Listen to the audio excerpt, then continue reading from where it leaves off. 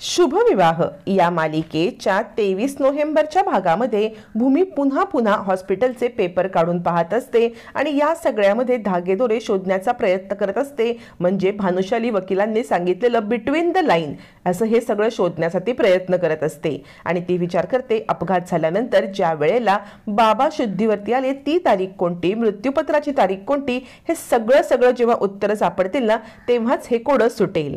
पण आकाश मात्र एक्साइट असतो त्याच्या बर्थडे साठी। तो मात्र टूटू आपण असं करूया तसं करूया अशा गप्पा टप्पा मारत असतो। त्याच वेळेला भूमी भानुशाली वकिलांना कॉल करते। भानुशाली वकिलांना कॉल करून ती सांगते मी आत्ता हॉस्पिटलचे सगळे पेपर माझ्या समोर काढून बसलेले आहे आणि त्याच्यावरती जी तारीख आहे ना त्यानुसार म्हणजे आकाशचे बाबा 8 दिवस म्हणजे अपघातानंतर 8 दिवसानंतर शुद्धीवरती आले होते आणि त्या 8 दिवसातलं हे मृत्यूपत्र आहे। पण यावरती भानुशाली वकील म्हणतात म्हणजे तुम्हाला कळतंय का अपघात झाल्यानंतर 8 दिवसामध्ये आकाशची तब्येत बिघडते किंवा आकाशची मानसिक अवस्था बिघडते याची आकाशच्या बाबांना नक्कीच कल्पना आलेली असणार आहे आणि म्हणून त्यांनी हे सगळं केलेलं आहे। याच्यावरती भूमी म्हणते पण तरी सुद्धा हे असं का? यावरती भानुशाली वकील म्हणतात आकाशच्या बाबांना समजलेलं आहे की 8 दिवसामध्ये आकाशला मानसिक अवस्था बिघडवणारी जवळचीच कोणीतरी व्यक्ती आहे ज्याच्यापासून प्रॉपर्टीला धोका आहे। तुम्ही एक काम करा बरं, तुमच्या आजींना भेटून घ्या, तुमच्या आजींना भेटा आणि आजींना प्रश्न विचाराल ना त्याच वेळेला पुढे तुम्हाला क्लिअरिटी येईल आणि मग पुढचं आपल्याला पाऊल टाकता येईल। भूमी म्हणते ठीक आहे आणि भूमी आता आजीला जे भानुशाली वकिलांनी विचारायला सांगितले ते प्रश्न विचारण्यासाठी जात असते।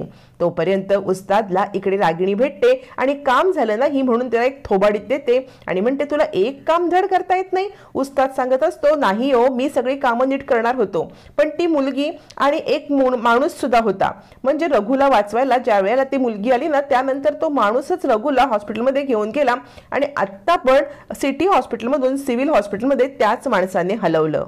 रागिणी म्हणते कोण माणूस कोण? याच्यावरती उस्ताद सांगतो अहो होता एक माणूस जो त्या मुलीची मदत करत होता, दरवेळेला तिच्या पाठीशी ढाल बनून उभा राहतो। रागिणी म्हणते अच्छा आत्ता माझ्या लक्षात आलेला आहे हा दुसरा तिसरा कोणी नसून रिकामटेकडा प्रशांत आहे। तुला मी त्याचा फोटो दाखवते, या मुलाचा तू पाठलाग कर म्हणजे आपल्याला रघु एक्झॅक्टली कुठे आहे हे सत्य समजेल। यावरती उस्ताद म्हणतो ठीक आहे तुम्ही मला तो फोटो करा पाठवा आणि मी त्या फोटोनुसार त्या माणसाचा पाठलाग करतो। रागिणी त्याला फोटो पाठवते प्रशांतचा आणि प्रशांतचा पाठलाग करून रघुचा पत्ता शोधण्यासाठी सांगते। तोपर्यंत इकडे भूमी आजीकडे येते आणि आजीला सांगायला लागते म्हणजे ना मला तुम्ही सांगाल का की आकाशचे बाबा ज्या वेळेला हॉस्पिटलमध्ये होते त्यावेळेला तुम्ही कुठे होतात? आजी सांगते माझी मानसिक अवस्था खूप बिकट झाली होती त्यामुळे मला कोणी हॉस्पिटलमध्ये जाऊच देत नव्हतं, मी कंटिन्युअस घरी होते आणि हॉस्पिटलमध्ये फक्त रागिणी होते। मग आता भानुशाली वकिलांचं भूमीला बोलणं आठवतं की ज्या वेळेला हॉस्पिटल 8 दिवसामध्ये काहीतरी असा प्रकार घडलाय की जवळच्या व्यक्तीकडून त्यांना धोका मिळालाय म्हणून त्यांनी हे सगळं केलंय। आजी सांगते आणि रघु पण ना जगन्नाथच्या खूप विश्वासातला होता, रघु 24 तास त्याच्या पाठीशी असायचा त्यामुळे रघु सोबत पण तो नेहमी असायचा। पण या सगळ्यामध्ये रागिणीने सगळं हँडल केलं। आकाशचे आई बाबा गेल्यावरती त्याला सांभाळण्यासाठी रागिणी खंबीर झाली। आकाशला आई बाबांचं दोघांचं प्रेम मिळावं यासाठी रागिणीने जीवाचं रान केलं, स्वतःच्या जीवाची पर्वा नाही केली, स्वतःच्या मुलांची काळजी नाही केली, आकाशसाठी सगळं विसरून ती इथे आली होती। हॉस्पिटलमधलं सुद्धा रागिणीच हँडल करत होती, मला हॉस्पिटलमध्ये जाऊन पण द्यायची नाही।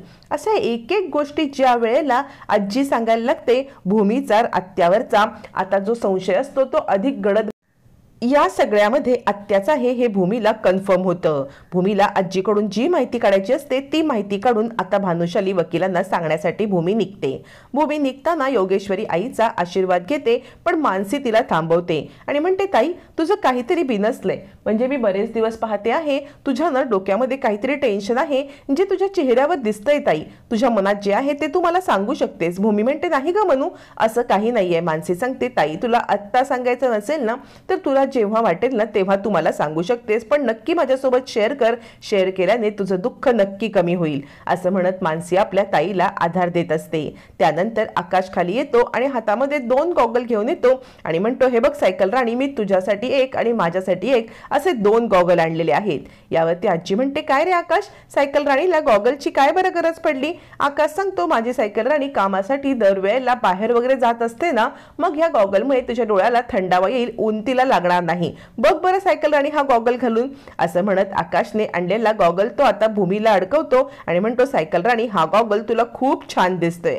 सगळेच जण आकाशचं कौतुक करत असतात. आकाश म्हणतो, मी पण माझ्यासाठी गॉगल आणलाय. हा गॉगल घातला की न ज्या रंगाचा गॉगल आहे ना त्याच रंगाचे सगळे आपल्याला दिसतात. यावरती भूमी सांगते, हो, जगाचे रंग जर आपल्याला ओळखायचे असतील ना तर आपल्याला डोळ्यावरचा चष्मा काढून उघड्या डोळ्याने सगळं पाहावं लागतं. रागिणी म्हणते, भूमी हे मात्र तू खरं बोललीस. असं म्हटल्यावरती आता इकडे आजीने रागिणीला सांगितलेलं असतं की तुला रघुच्या रूमची चावी हवे ना, मी भूमीकडून घेऊन तुला चावी देईन. मग त्यावेळेला आजी सांगते, अगं भूमी, म्हणजे रागिणीला रघुच्या रूमची चावी हवी होती, तू देशील का? भूमी लगेचच चावी काढून रागिणीला देते आणि म्हणते, आत्या तुम्हाला रघु भाऊंच्या म्हणजे रघु आकांच्या रूमची चावी हवी होती ना, ही घ्या. रूमची चावी दिल्यावरती भूमी आणि आकाश दोघं जण आता मात्र इकडे ऑफिसला जायला निघतात. रागिणी म्हणते, तुम्ही दोघांनी पुढे व्हा, माझं थोडंसं काम आहे ते उरकून मी येते. असं म्हणत आता इकडे रागिणी बर्थडेची तयारी करायची आहे या कारणाखाली घरातच थांबते आणि विचार करते, ज्या अर्थी भूमीने मला चावी काढून सहज दिली त्या अर्थी मृत्यूपत्र हे त्याच्या खोलीत नसणार आहे. रघुच्या खोलीत मृत्यूपत्र नक्कीच नसणार, नाही तर हिने चावी दिलीच नसते. आणि भूमी विचार करते, आत्या रघु आकांच्या खोलीची चावी द्यायच्या आधी मी मृत्यूपत्र काढून घेतले, तुमच्यापर्यंत कोणताही पुरावा मी पोहोचू देणार नाही. ऑफिसला निघता भूमी आकाशला सांगते, आकाश माझं थोडंसं काम आहे, बाबांना भेटायचंय, तू एक काम कर ना, तू ऑफिसला निघ, मी थोडंसं माझं काम आटपते, बाबांच्या गोळ्या वगैरे संपल्यात ना त्या देते आणि मग येते. आकाश म्हणतो, ठीक आहे सायकल राणी, मी पुढे होतो, तू ये. मग आकाश कारने ऑफिसला निघून जातो. भूमी आता भानुशाली वकिलांना भेटते. भानुशाली वकील आणि भूमी मिळून आता पौर्णिमाचा पर्दाफाश करण्यासाठी नीलांबरीच्या घरी पोहोचलेले असतात. नीलांबरीला सगळा प्रकार समजून पौर्णिमा याच्यामध्ये कशी अडकले हे समजून सांगितल्यावरती आता मात्र इकडे नीलांबरी पौर्णिमाला कॉल करते. पौर्णिमा सांगते, अगं आई, ही माझी मूर्ख सासू आहे ना, एक प्लॅन यशस्वी होत नाही ग, मला अडकवलाय पण ही प्लॅन पण यशस्वी करत नाही, मी असं किती दिवस डांबून राहणार आहे. नीलांबरी म्हणते, हे बघ पुन्नो, माझं तुझ्याकडे महत्वाचं काम आहे, तू ताबडतोब आपल्या घरी निघून ये बरं. पौर्णिमा म्हणते, आत्ता काय काम आलं? नीलांबरी म्हणते, तू इकडे ये तर मग मी तुला सांगते काय काम आहे ते. असं म्हणत आता नीलांबरी पौर्णिमाला घरी बोलवते. पौर्णिमा फोन ठेवते आणि तडक घरी यायला लागते. पण नीलांबरीच्या घरी भूमी आणि भानुशाली वकील आलेत हे मात्र नीलांबरी काही सांगत नाही. आता प्रशांतचा पाठलाग करत करत उस्तादला समजतं रघुचा पत्ता. मग उस्ताद फोन करून इकडे रागिणीला सांगतो की मॅडम, त्या मुलाचा पाठलाग केलाय, ज्या रघुला इकडे ठेवलाय ना त्या घराचा पत्ता सापडलाय, तुम्ही ताबडतोब तिकडे निघून या. रागिणी विचार करते, चला रघुचा तर पत्ता सापडलाय, आता जो खेळ मी सुरू केलाय तो खेळ मीच संपवणार. भूमी, तू फक्त प्यादळ आहेस, तू न राणी होण्याची अजिबात कोशिश करू नकोस, कारण या पटावरची राणी फक्त मीच आहे. असा म्हणत आता रागिणी रघुला मारण्यासाठी निघते. तोपर्यंत इकडे पौर्णिमा येते आणि म्हणते, आई तुला माहितीये का त्या भूमीने काय काय नाटकं केली, मला ना त्या भूमीला संपवायचं आहे, तिचा जरा शहाणपणा अतिच वाढलाय. नीलांबरी शांत बस शांत बस असं पौर्णिमाला सांगत असताना पौर्णिमा म्हणते, काय झालं, तूच मला इकडे बोलवलंस ना. पण आता नीलांबरी सांगूच शकत नाही. तोपर्यंत पौर्णिमा आत येते आणि पाहते तर काय, भूमी बसलेली असते. भूमीला पाहताच इकडे पौर्णिमा गडबडते. त्यावेळेला पौर्णिमा म्हणते, आई तू मला इथे का हिच्यासाठी बोलावून घेतलंस? यावरती लगेचच भूमी सांगते, अगं एका आईला आपल्या मुलीचं भवितव्य कळतं ना, म्हणजे तू कोणत्याही प्रकरणामध्ये अडकू नये म्हणूनच आईने हा निर्णय घेतलाय. पौर्णिमा म्हणते, मी कशामध्ये अडकणार आहे? भूमी सांगते, हे बघ, जे विचारते त्या प्रश्नांची उत्तरं फक्त दे, नाहीतर या प्रकरणामध्ये तू भरपूर अडकणार आहेस पौर्णिमा, आणि सगळा डाव तुझ्यावरती उलटणार आहे. मला लवकरात लवकर सांग की या प्रॉपर्टीच्या पेपरवरती सही करायला तुला कुणी सांगितलं होतं, कुणी प्रेशराईज केलं होतं? आज सगळं सत्य समोर आलं पाहिजे. पौर्णिमा म्हणते, मला कोणी प्रेशराईज केलं नव्हतं, मी माझ्या मर्जीने हे सगळं केलंय. भूमी लगेच चिडते आणि खाडकन पौर्णिमाच्या एक थोबाडीत लावून देते. काही कळायच्या आत पौर्णिमाला दिवसात तारे दिसलेले असतात. त्यावरती नीलांबरी म्हणते, पुन्नो तुला जे माहिती आहे ते सगळं सांग. आता पौर्णिमा समोर दुसरा कोणताही पर्याय नसतो, कारण या प्रकरणामध्ये आपण अचूक अडकलोय हे आता पौर्णिमाला कळालेलं असतं आणि त्यामुळे पौर्णिमा घडाघडा बोलायला लागते आणि सगळं पहिल्यापासून सगळं आता भूमीच्या समोर मांडते. आणि एवढंच नाही तर भानुशाली वकील हे सगळं रेकॉर्ड करायला लागतात. पौर्णिमा सांगते की या सगळ्यामध्ये आईंनी मला सांगितलं होतं प्रॉपर्टीच्या पेपरवरती सह्या करायला, एकदा नाही दोनदा.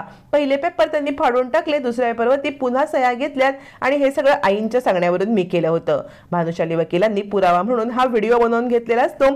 तोपर्यंत रागिणी रघुकडे पोहोचलेली असते.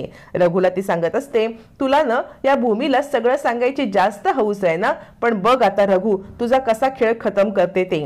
तू भूमीला काही सांगण्याच्या आधीच, तू शुद्धीवरती येऊन सगळं उलगडण्याच्या आधीच तुला तुझ्या मालकांपर्यंत पोहोचवते. असं म्हणत असताना भूमी तिकडे पोहोचते आणि म्हणते, आत्या आता सगळं संपलेलं आहे.